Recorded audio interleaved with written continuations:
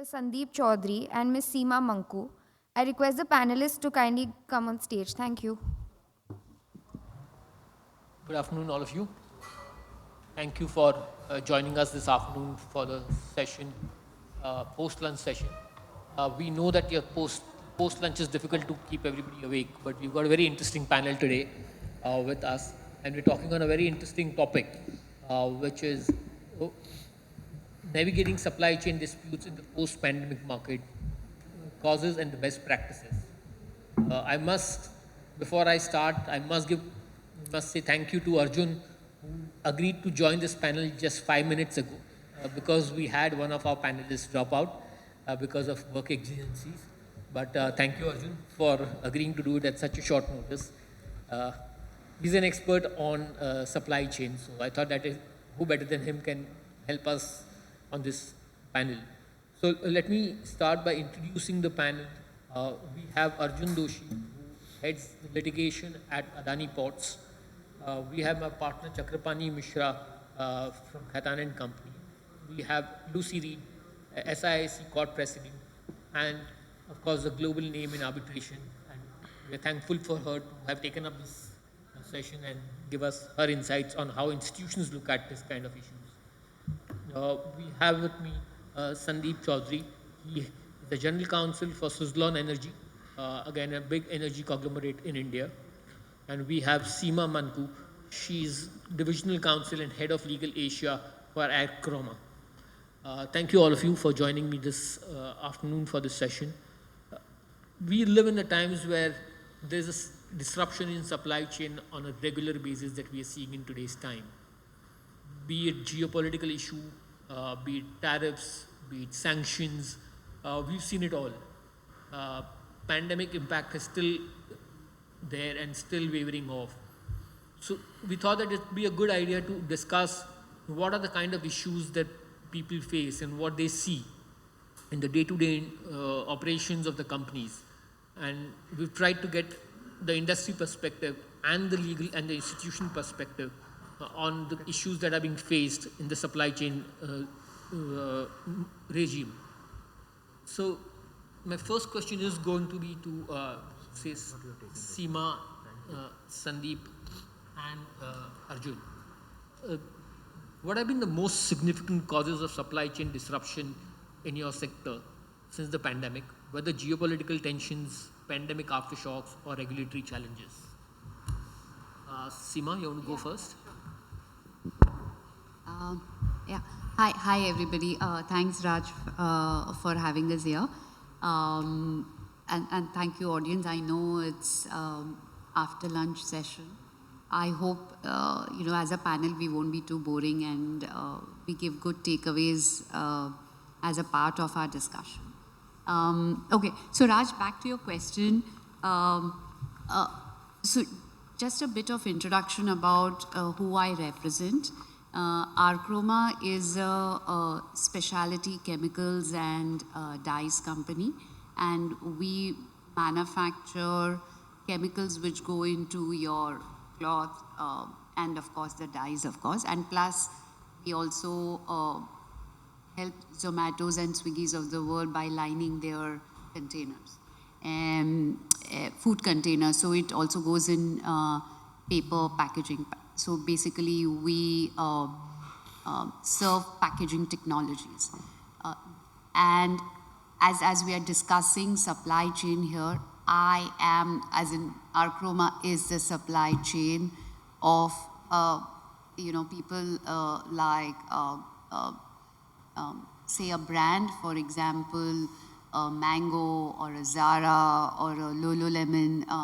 I speak for my industry, but of course FMCG companies, etc. Like an HUL or P&G, we supply chemicals to them as well. So we are the supply chain in that sense. And to your question, Raj, what are we being affected by? Definitely tariffs, right? Definitely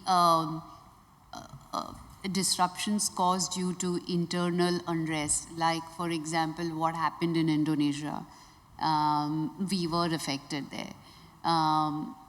We were affected by pandemic, of course, like everybody else. We are affected by sanctions, which seems to shift every now and then.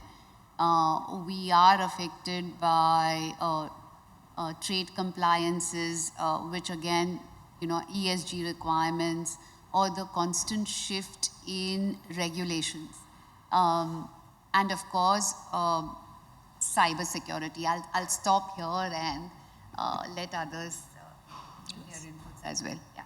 Sandeep, your thoughts? Hey, thanks, Raj. Before I start, again, like Seema did, a little bit introduction about my organization. So I'm the Group General Counsel for Suzlon Energy Limited. We are by far the largest wind energy company in India. So we have around 35% plus market share in India. We predominantly, on the renewable energy space, we focus on wind. And we work with so we are OEMs, so we work with all the developers and top multinationals and the PSUs in India. Before answering the question, Raj, it's my individual view, again, which has got nothing to do with the organization per se. Two most important challenges other than the tariff that Seema had spoken of that we face at this point of time is one, is shortage, and second is the rise in price, correct? Right. So given our industry, we are heavily dependent on steel and aluminium because all the towers and all, there's a lot of steel tower flanges and towers, a lot of steel and aluminium goes into it. And then if I speak of the blades, the larger blades of the windmill, then we are dependent on resins and fiberglasses. Now, there's been a complete shoot on the pricing that had happened in the last couple of years, and which is a matter of concern because every upward movement you just cannot pass it on as a pass-through to your potential customer.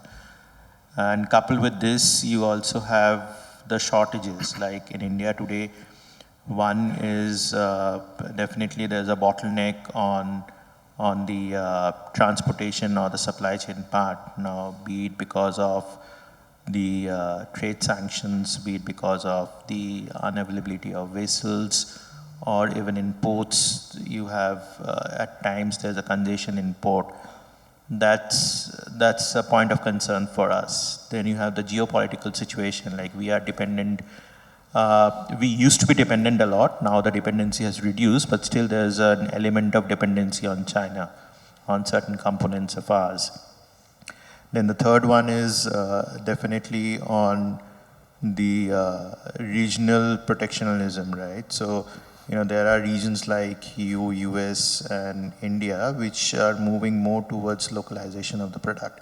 Now, the moment you move towards localization of the product and all, there is a disruption that you're doing in the global supply chain. So that is also coming and hitting us at some point of time.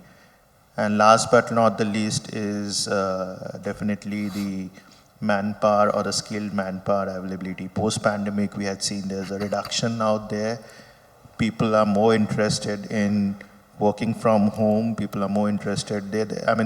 We have seen situations where people are changing the entire going to a different industry per se.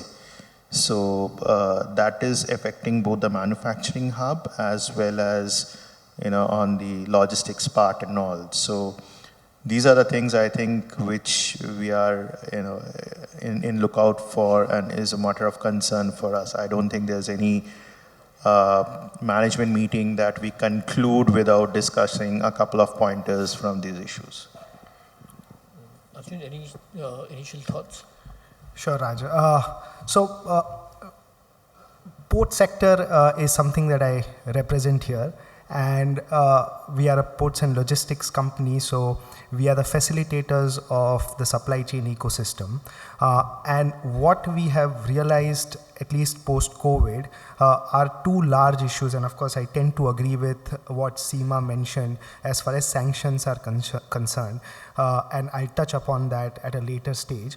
But most importantly, what we have realized is the delay in construction of ports, because the way we operate is on a build, own, operate, transfer basis. And the obligation is, of course, on us to construct the port or a terminal in a certain time frame. And if I am unable to construct that in a certain time frame, barring the force majeure issues, then there is a likelihood of my concession agreement getting terminated for event of default. And if there is a delay in construction, that has a direct impact on termination and subsequently on my future participation in tenders that are issued across India as well as globally. And why do I say that there would be delay in construction post-COVID is because typically under the concession agreements, we would have what is known as a change in law provision. And because of COVID, there were multiple notifications that the government of India at the central level and at the state level, wherever our ports are located, they would come out with those notifications which would have a direct impact on supply of materials to construct the port. The manpower that is deployed at the port, you could only have at one point 10 people working at the port, and it's such a capital intensive industry that you can't operate at such minimum at such minimalistic tense. So in that sense, what we have realized is that COVID did have an impact on us in terms of constructing ports across the concession agreements that we had, and we took refuge under the force majeure provisions, and of course the port authorities were also sympathetic towards that, and somehow we were able to navigate. In fact, we weren't able to complete the projects at some places in time, but that was because of how we were impacted because of COVID. And then eventually, because of our conciliation meetings with the port authorities and other sectors, we were able to come out with a well-intended plan in place to complete the project. But yeah, so that's the aspect that I wanted to touch upon, which is how we were impacted in the construction space because of the COVID impacts. Thank you, Arjun. I think this was very helpful as a starting point, and maybe Sandeep, I'll come to you with a question more specific on the energy sector as to how have the events like Russia and Ukraine war impacted the supply contracts, especially around whether there has been a force majeure issues or the risk allocation issues that you see in your sector? So definitely it's impacted because because of this war and all, there's been a lot of disruption on the supply chain front. There's been delay in getting the raw materials, which inter alia results in us delivering the project within a particular timeline. Now, if you really look into the force majeure clause, before the Russia-Ukraine war or before even the pandemic and all, it was pretty boilerplate. So we used to have force majeure. The trigger point of force majeure was any war or government actions or any other clauses. But now, post-pandemic and post this Russia-Ukraine thing, so what we are doing is we are also bringing the element of supply chain destruction in force majeure. So if there's a congestion in the port, or if there's a shipping line shortage, there's sanctions and all. So we are sort of negotiating with the customer and bringing it within the ambit of force majeure. So we are not leaving it on a futuristic commercial risk which will be decided at any given point of time. Second is, all this delay on the supply chain front. This has also sort of resulted into, a risk which at this point of time or at a given point of time, we are not in a position to put any dollar value to that risk, right? So what we are doing is that, we are keeping certain pointers open in the agreement in the risk part when we are negotiating with our prospective customer. And there are two ways of dealing into it. Either if it's an uncontrollable risk, then we are putting it in FM. If it's a controllable risk and all, then we are laying down what is the proper risk mitigation plan that we have in place before triggering the FM clause. Now, when I speak of risk and all, definitely the pricing risk is something which is really hit us. As I stated, steel and aluminum, the prices had really gone up. Previously, any increment in price was to be taken care of by the supplier, but by the doer, and also we are the service provider, so it would be taken care of by us. But now we are slowly and steadily shifting towards a pass-through of the cost to the end customer. Now, have we sort of gone 100% in shifting the entire pass-through? We've not, but I can see there is a change, and the customers are also willing to accept that pass-through. The second one is definitely on the risk on account of supply chains, as I stated, on sanctions, on the availability of ports, the shipping lines and all. So these are also what we are doing is there are certain uncontrollable things out here which we are putting it under FM, which would inter alia trigger FM. And certain controllable cost and all, again, we are passing on to the customer for them to absorb, which again, I can see the shift in the needle over the period of time.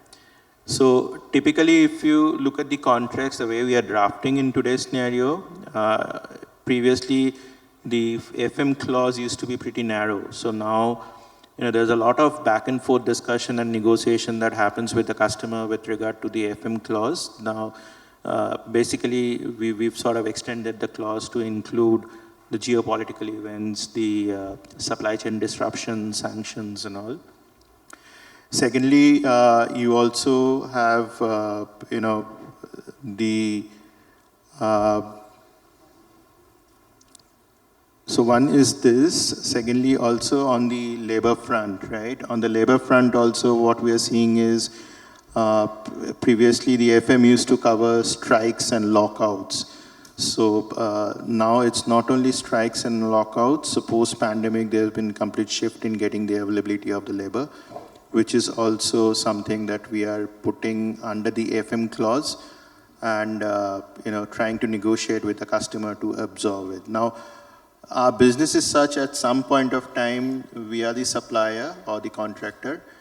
In certain other times, it is the contractor who's catering to us, correct? So we have to take care of both the situations and then come up with, a perfect agreement. But, in nutshell, to answer your question now, I think we are moving more towards an hybrid clause, and we are more moving towards bringing certain elements of risk under the definition of force majeure. Thank you, Sandeep. Arjun, coming to you, especially on the port sector, keeping in mind what the geopolitical issues are, the sanctions issues that are going on, how do you see the container traffic movements or the supply chain related issues impacting the port sector? The issue with sanctions, especially from a port operator perspective, is that while I would know in certain cases when I'm handling cargo, what is the nature of the cargo, in certain cases like containers, I would never know the nature of the cargo within the container. And the only thing, and of course that is from the customs perspective, that they would X-ray the cargo and then find out what is there within the container. But from a port operator's perspective, I will never know the nature of the cargo which is being shipped through the container at my port. Now, with this background, everybody knows that sanctions is an evolving regime, right? And it changes every day. And with the US sanctions, those sanctions apply not only to just the vessel owners, but the beneficial owners of the vessel, which is being handled at my port. It also applies to the cargo on board, and it also applies to the tug services that I give to the vessel for them to berth at my port. Now, in all of these issues, it becomes almost impossible as a port operator to know whether the cargo that is going to come at my port, is it a sanctioned cargo or not? Or does that cargo belong to a sanctioned entity or not, such that I am impeded in dealing with that cargo or handling that cargo. And therefore it becomes, and of course I may know about it just by looking at the papers, but the sanctions regime also extends to beneficial ownership. And when it extends to beneficial ownership, I will never know who is the ultimate beneficiary of either the cargo or the vessel, and whether that beneficial owner is a sanctioned entity or not. And because of this issue, what happens is that if I handle a cargo, which at the time when I handled, I wouldn't know that it belonged to a sanctioned entity, if I handle it and then later it comes out that it was belonging to a sanctioned entity, then it has an implication on the bonds that I subscribe in the US market, because eventually what I will have to do is I will fall foul of my obligations under those contracts where I would have said that I will comply with the sanctions regime. And eventually what I will get in return for that, for violating it, is not just penalty, which is monetary in nature, but also I will have ruined my relationship with the external investors in this case. So it's a very difficult market to navigate, especially in circumstances where sanctions keep changing on a day-to-day basis. The SDN list, which OFAC maintains right now, it's changing, and I wouldn't even know unless there is a person designated in the organization who keeps a check on who is included in the list, who is not included in the list, and therefore to handle my cargo at the port, it becomes difficult. And secondly, just a practical perspective, you have to understand that anybody who sits at the port, they are all operators. They take the cargo on the basis of the bill of lading that comes through. They don't go into these nuanced issues of whether the cargo is sanctioned or not. So there is a high level of communication that has to go from the headquarters sitting in Ahmedabad across many, many kilometers, where you have to interact with them and tell them that these are the issues that you need to keep in mind before you accept a vessel to be berthed at the port. So yeah, these are a couple of issues that we face because of the sanctions regime currently in play. Thank you. It's very interesting, and not many people would kind of foresee the kind of troubles and issues that a port sector can face because of the sanctions or the geopolitical issues that may come in. But Seema, just taking you to on your specialty chemical related issue, could you reflect on the post-pandemic disruption drivers you've seen in the specialty chemicals industry, and what are the top pain points that you see?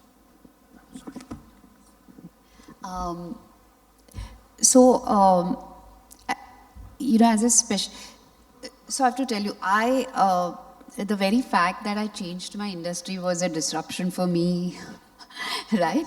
I was in pharma, which was almost immune from sanctions, to specialty chemicals, which of course it comes within the sanction purview. So that aside, I just wanted to kind of make that statement.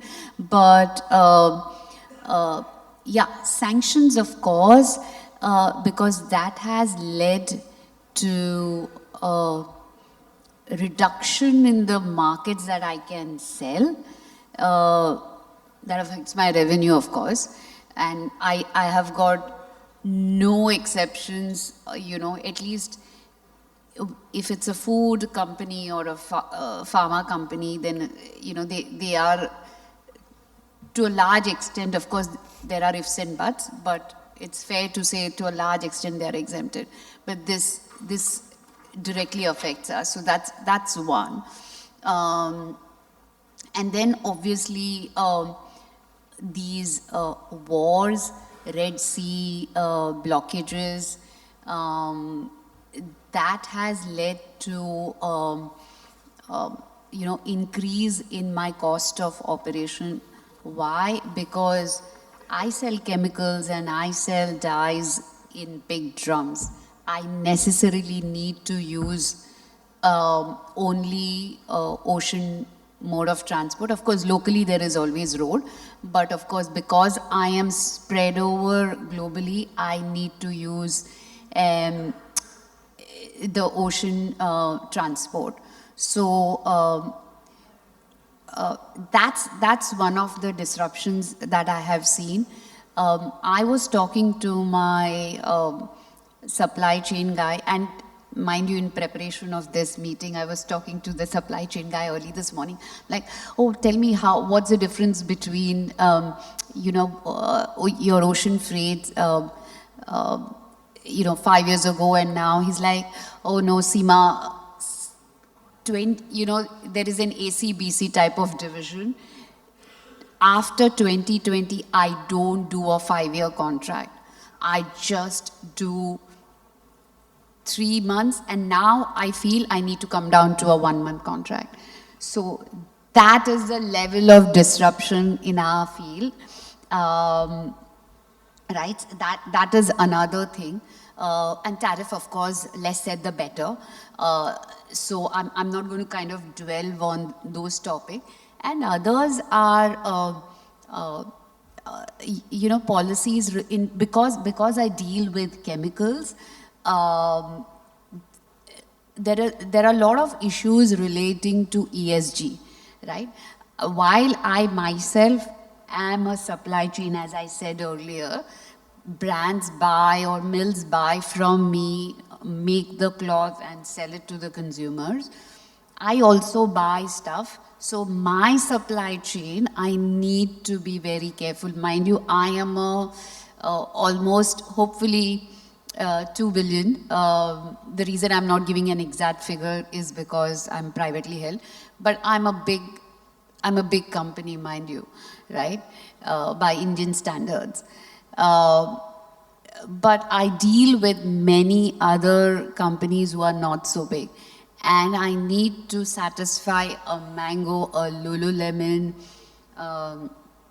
and people like that, hey, listen, people who, while I am good, I have a code of conduct, I'm one of the pioneers in sustainable chemistry, right? But I do have suppliers who may not, so I need to find suppliers who are sustainable, and in the end, the product that I sell to the mill is ESG compliant, right? And of course, as somebody pointed out, labor issues. I have, or human rights for that matter. Again, that is another thing which affects me, because I've got large operations in China. I have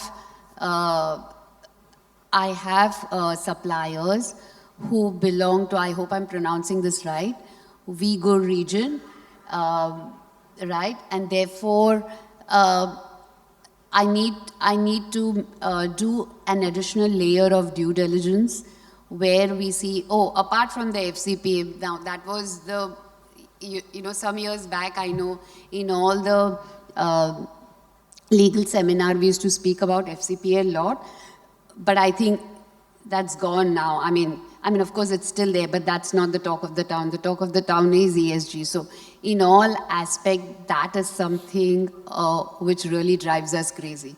Yeah. Thank you, Seema. I think this is very, very helpful. Lucy, I'm going to come to you now. I've kept you waiting for too long. I wanted to get the industry perspective first, to then come to you and say, how do you see these kind of disputes? And do you see these multi-party, multi-contract disputes? What are the kind of things that you see at SIAC And I think what Seema has said, that the contracts are coming down from 5 years to 1 month, that means more arbitration clauses. So that's a good news for all the institutions. But any thoughts? Thank you. Thank you all. I think probably unfortunately for the experienced business people surrounding me, SIAC has a great deal of, and a growing deal of experience in supply chain disputes. And I want to thank in advance my colleagues who are here, our India reps, Shweta Biduri and Steffi Penrose, for briefing me on this, because as president of SIAC, I appoint arbitrators, I decide consolidation, if I'm not conflicted, of course, and deal with emergency and expedited arbitrations, but I don't follow the content of the cases through, so I needed to get some research done. I start with a caveat to say that from the viewpoint of an arbitration institution, supply chain disputes usually are part of a much bigger set of disputes, contract disputes, payment disputes. It's part and parcel. And they come up, we see them in trade disputes, commodities disputes, especially energy, pharma disputes, and as a result of the Russian sanctions and the Myanmar sanctions as well, and the COVID after effect. But I can't say that there's a clear pattern that I can give about how the cases fall out. We haven't seen really tariff disputes as yet. But the statistics are interesting. We have a notable increase in, as Raj says, multi-party and multi-contract supply chain disputes. In 2022, SIAC administered approximately 80 cases related to either multi-party or multi-contract supply chain disputes, which is 21% of the overall caseload. But then in 2023, there were 320 such cases, accounting for almost 50% of the caseload, with supply chain in some way coming into play. Last year, in 2024, it went back down to about 185 cases, which was 30% of the caseload, which it's hard to tell. It may be the post-COVID, blowback or improvements, you should say. From a procedural standpoint, the main point for SIAC and other arbitration institutions would be consolidation and the importance of consolidating sometimes 2, sometimes up to 10, sometimes many more subcontractor-contractor disputes where the supply chain, the first supply chain disruption leads to 5 more and 10 more and 20 more as the goods get dispersed. I thought I'll give you just one example rather than talk all generalities.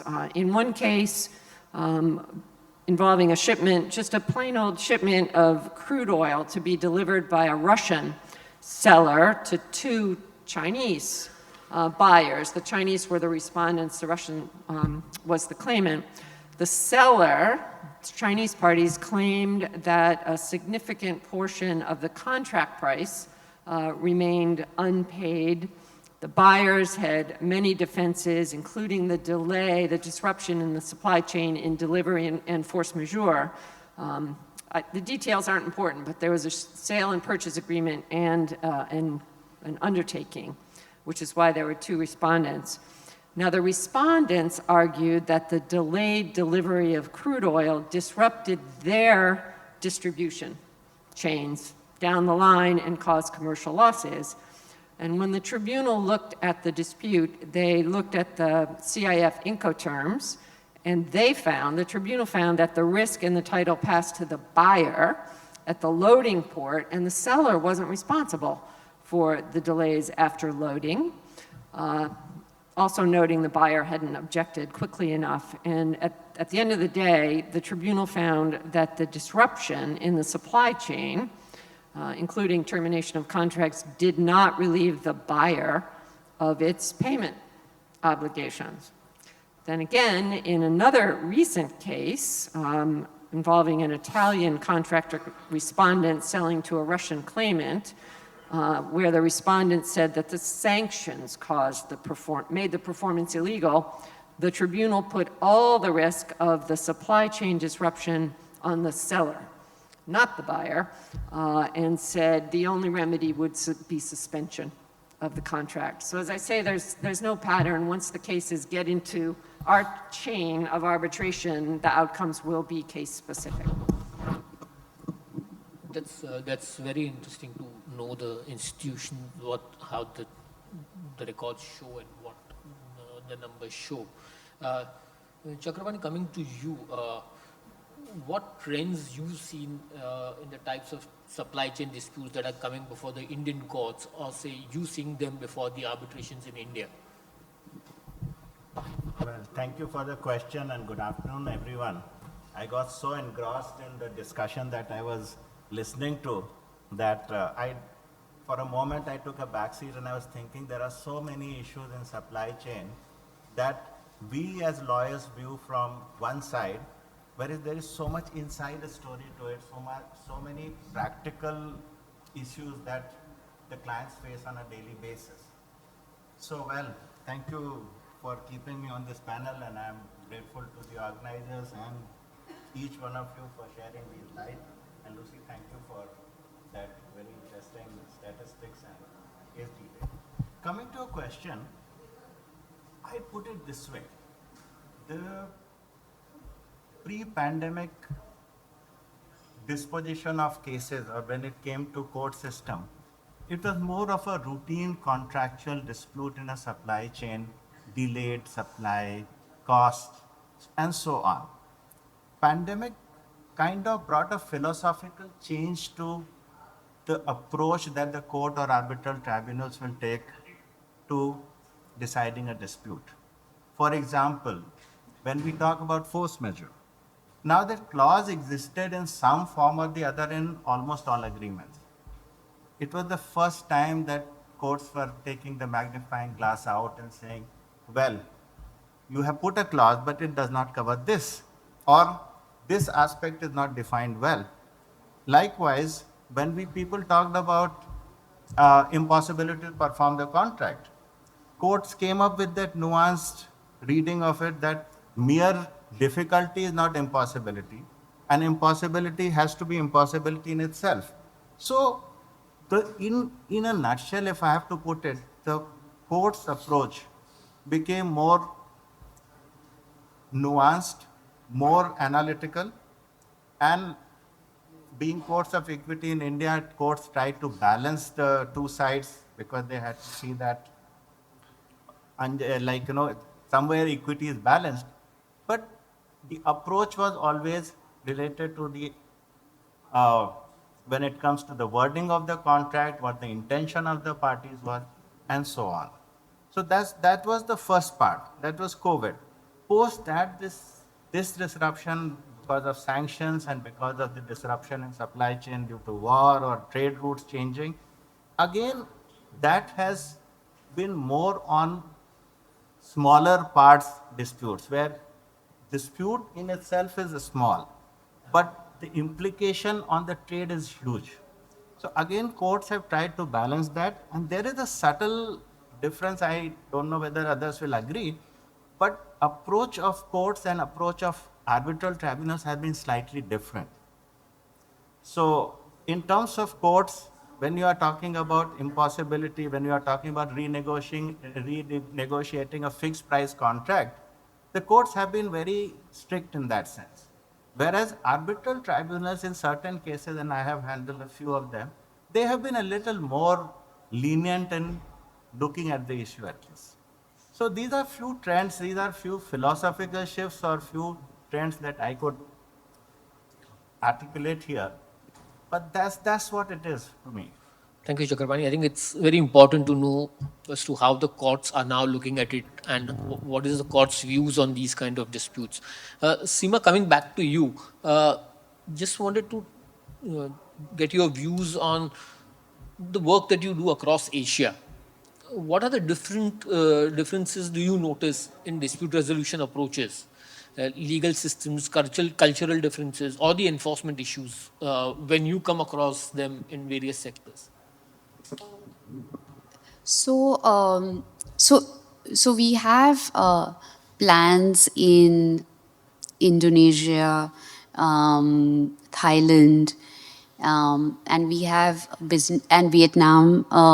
We have business. I mean, we have a sub in Vietnam, and we'll open R&D labs there, right? And of course, dare I say, we have a fully listed entity in Pakistan. We have, of course, India is there. Then Bangladesh, right? For us, one, there is a differential, different types, legal system, let me put it this way, there are differences in the legal system there.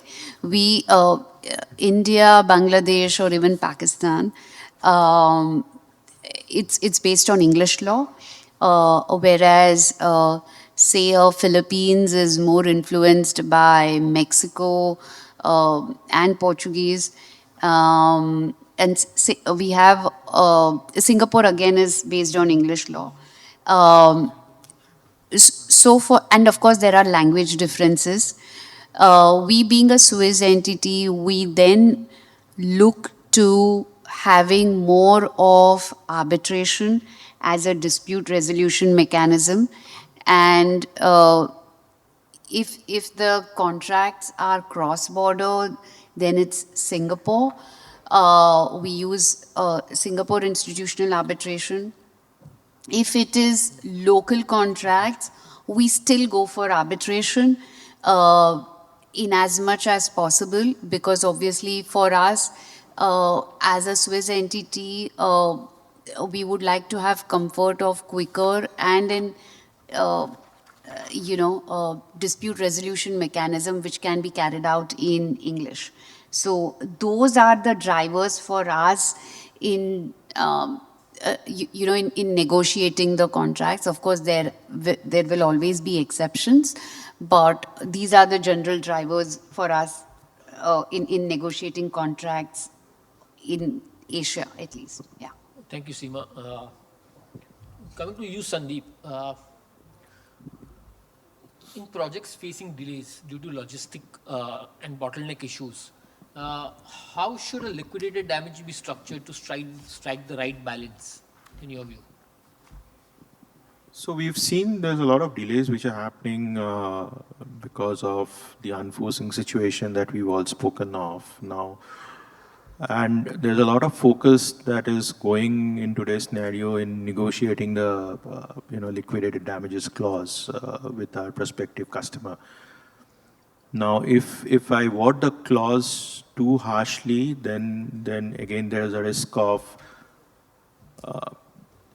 to some extent overpricing the contract, and then also number of litigations panning out of that. And if I do it too leniently, then the customer is going to take the heat or the burden. So there has to be a perfect balance in terms of when you're drafting the LD clause. Couple of approaches that we've taken and we try to follow at this point of time are, one is definitely you're putting a cap on LD, right? So you're putting either, say just for example, a 10% of your contract value. So if there's a delay, instead of just going and hitting on that 10%, we are breaking it into slab-based. So what we are doing it, say for the initial 4 weeks, so it is 0.03, 0.3 or 0.5% of the LD that you've sort of negotiated with your customer. And then if the delay is beyond that, then that increases. So one is definitely a slab-based LD. Second is we are also earmarking LDs depending upon the nature of delay.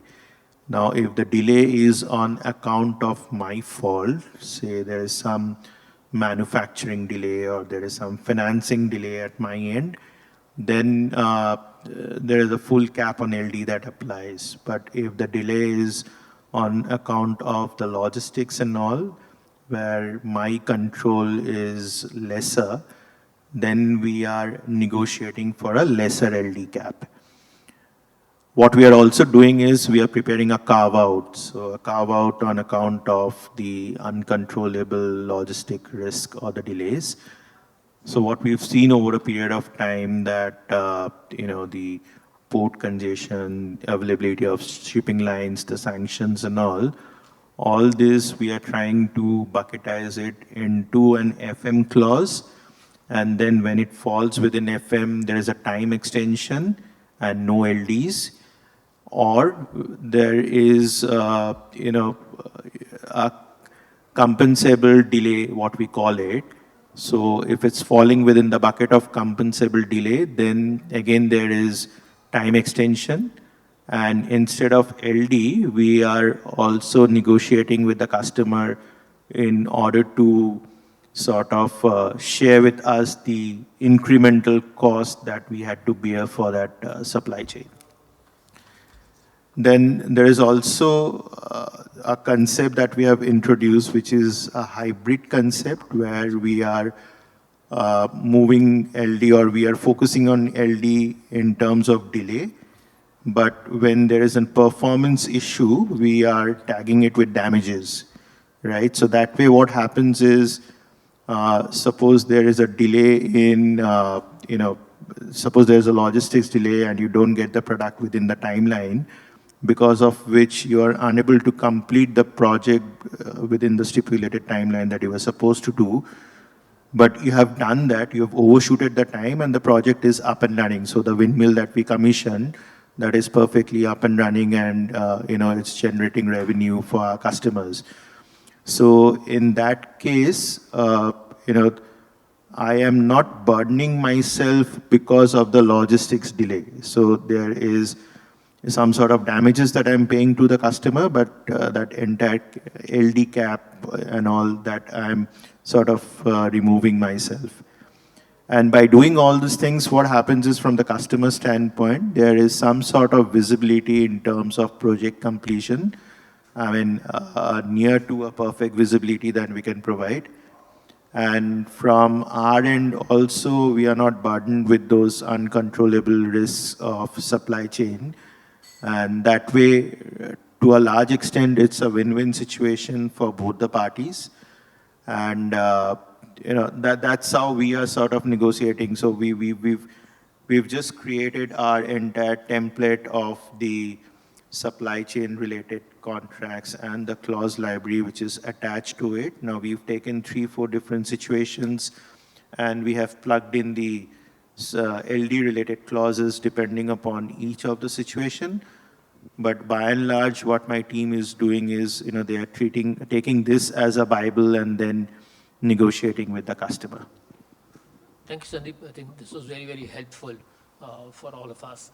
You see, in this present geopolitical issues that are going on, the tariffs issues on the one hand, the sanctions issues on the other hand, what are the best practices do you recommend when drafting arbitration clauses for complex cross-border supply chain contracts? And what things you need to keep in mind while doing this? Because the situation is so fluid. We don't know what's happening on a daily basis. So what do you keep in? What are your thoughts? I can just give a 2-sentence answer to that, which is despite the fluidity and the uncertainties that we're all living with, use a model or a template that has worked before without trying to anticipate things that might happen, specific things that might happen for fear that you will leave out the specific thing that does happen. Do you see the impact because of sanctions and because of which certain seats of arbitrations become a problem or things like that? I think sanctions pose a lot of problems. They pose problems for nationals of the countries that have issued the sanctions, for seat of arbitration. And for example, in Singapore, SIAC has cleared that it can, has jurisdiction, it can maintain jurisdiction of Russian disputes and pay arbitrators who sit on Russian disputes. I can have nothing to do with those as an American national, also, by the way, affirmatively sanctioned by the Russians, but that's a different story. The fluidity is important, but certain arbitral institutions have blanket permission to proceed despite sanctions because of the importance of dispute resolution, even when there are sanctions. And by the way, thinking of something Seema said, I should have mentioned before about human issues.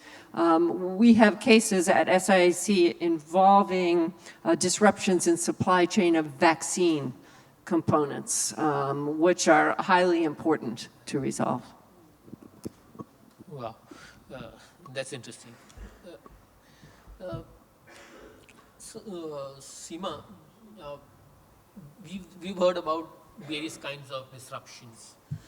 What about the cybersecurity disruptions in supply chain, and how do they impact the supply chain issues? So, so here is the thing, right? Cybersecurity, because we all are moving towards adopting technology or have adopted technology and adopting more technology, AI, all of these, one way or the other, provide avenues. Okay, let me put it this way. Earlier, what used to be in hard paper scattered all over your respective offices is just available to the hackers, to the illegal elements at one place, right? Most of the time, the target of the cyber attacks are not the ultimate targets. I mean, are not the small players, but they are the large players, right? Your supply chain components, they are attacked so that the cyber attackers can get information about you, the brand, the big fish. That is where I think, as a as an consumer or the customer, one should ensure that your own supply chain, of course, nobody can be cyber-proof in that sense, but at least they have means and measures which are in place and they are not vulnerable. So, of course, you cannot do for every other, supply chain, player, but you could do for your key supply chain,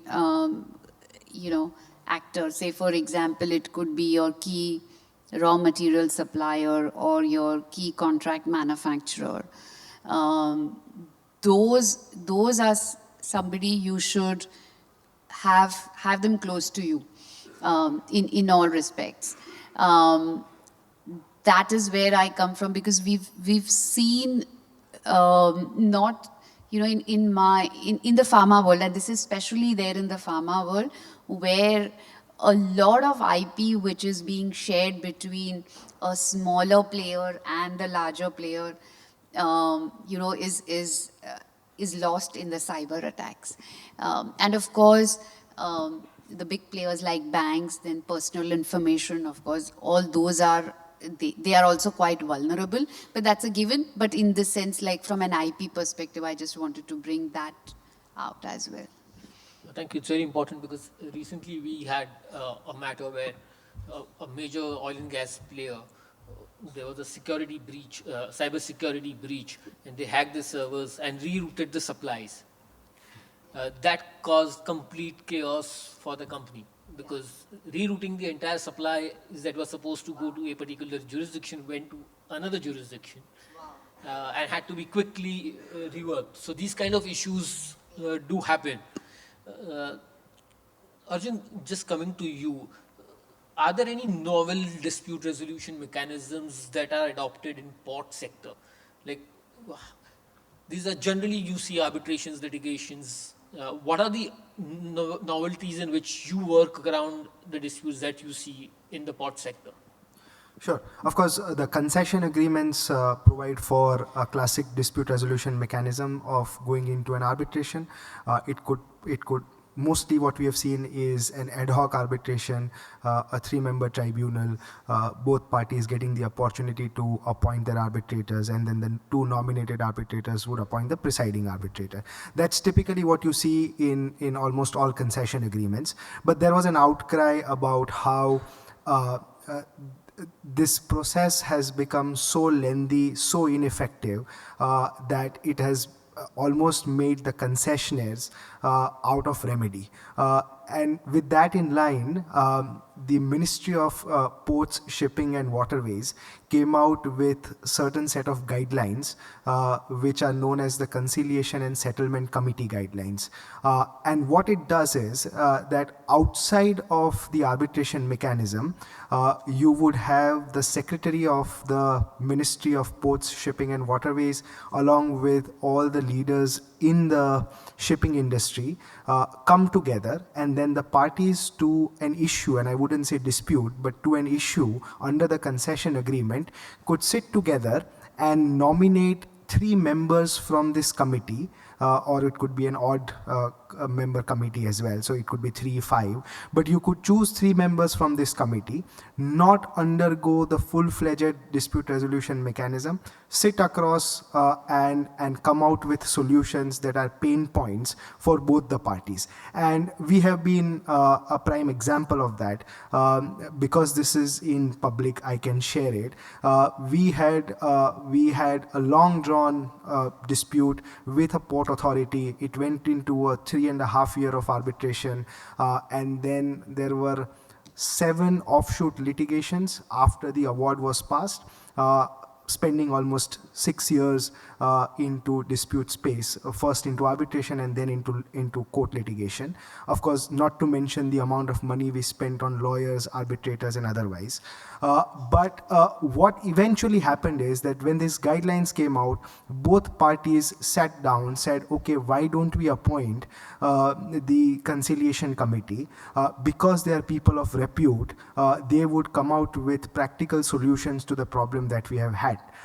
And in less than a year and a half, both parties walked away with amicable solution, both being extremely happy, and both to the benefit of the concession agreement.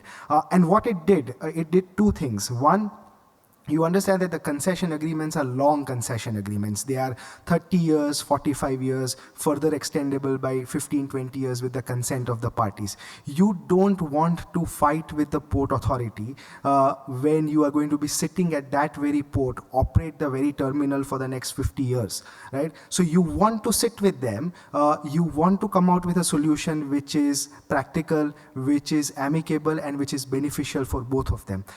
And what this Conciliation and Settlement Committee members do is to facilitate that conversation and discussion, because they are from the industry. They would come out with solutions which are beneficial to both parties. Second, what it did was, and quite specific to our case, it gave us solutions which no tribunal or no court would have been able to give us, right?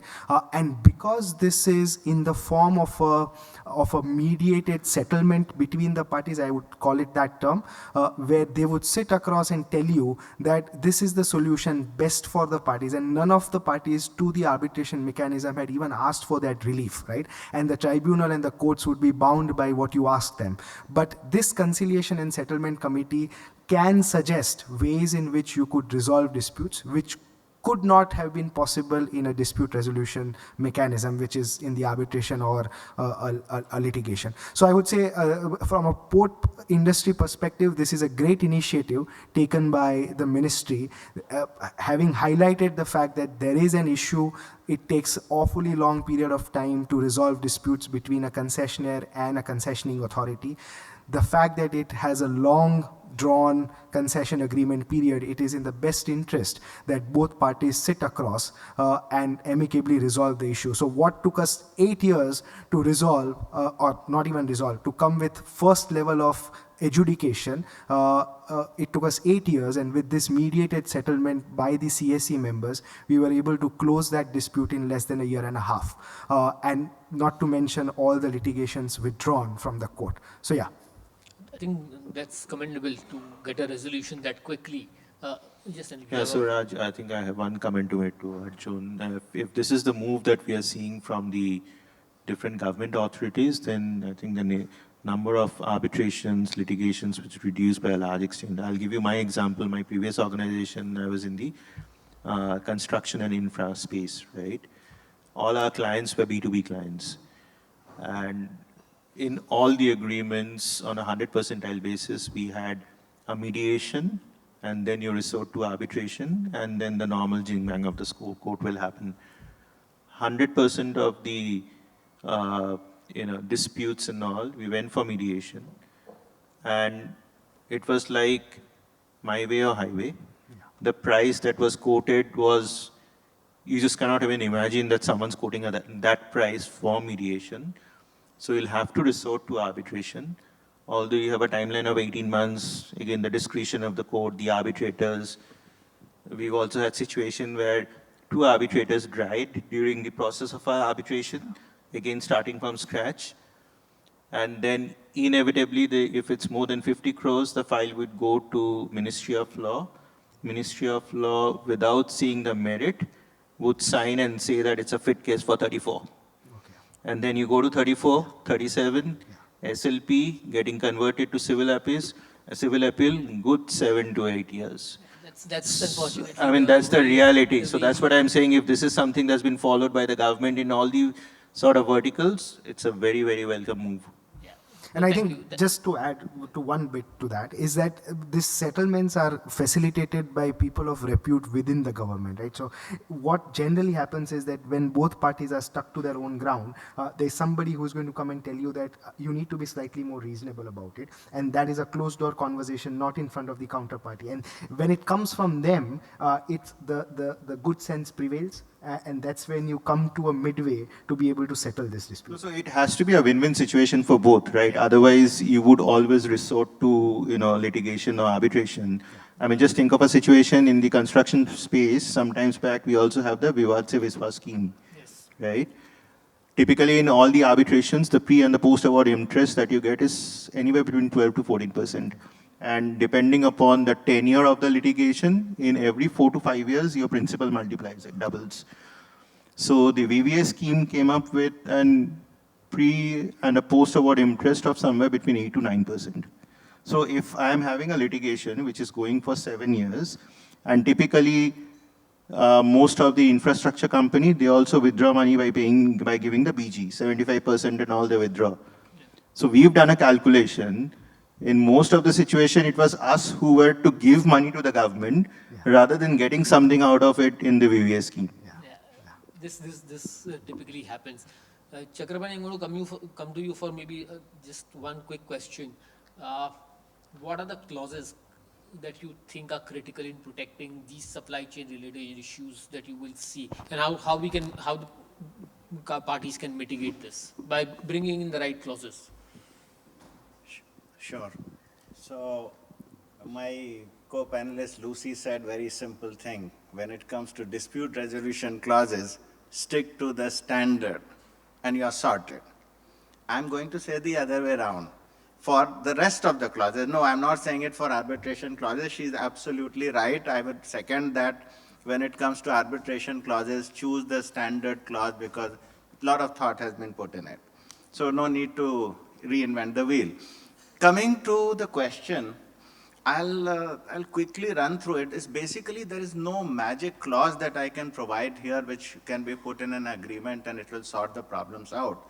What my experience tells me and which I want to share with all of you is that there is no option to reviewing every word in certain clauses and coming up with your unique situations and covering them.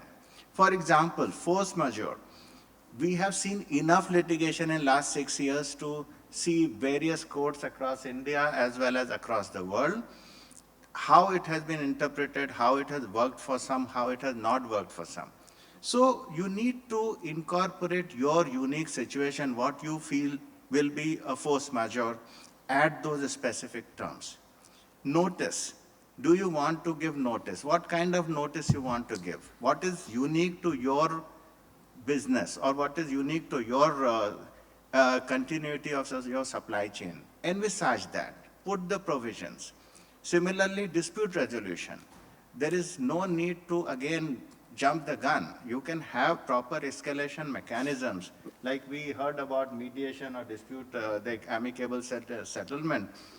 Keep that. If supply chain is important to you, why not? Have the waterfall mechanism where you have various aspects covered out. So in a nutshell, I know we are running out of time. No, I'm listening. I'm so listening. I thought. I still have one question for all of you. Okay. The last question. So in a nutshell, what I'm trying to say is that clauses like force majeure, clauses for notice, clauses for liquidated damages, clauses for termination of contract, all these need to be thought through from a unique industry perspective. There's no one size fits all or a boilerplate.